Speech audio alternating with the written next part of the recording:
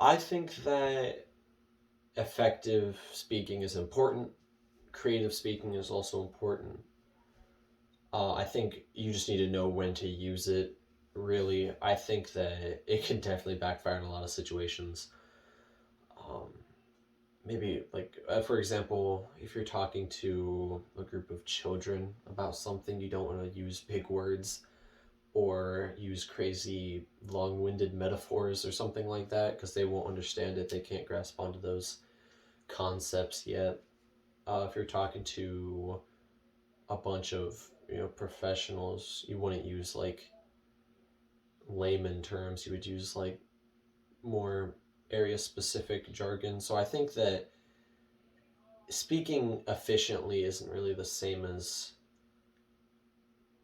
it really just I think in my opinion it just comes down to knowing your audience. If you know what your audience is, then you're going to be able to tailor your speech to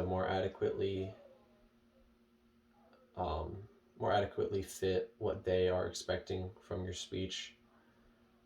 um, it's you can come off as either too arrogant if you're like sugar if you're like talking very jargony. You can come off as arrogant. If you talk a little too simply, you can come off as condescending. You kind of have to find the nice middle ground, and you don't always have to find a middle ground. Like if you're talking to kids, talk simply. If you're talking to professionals, talk with an advanced vocabulary because they'll be able to understand it. So you don't really need to use the middle ground if you're going into a situation where maybe you don't know the exact demographics. Say you're talking at like I don't know, political rally or something. There are going to be people who are more into politics, other people that are kind of just there because they support the candidate.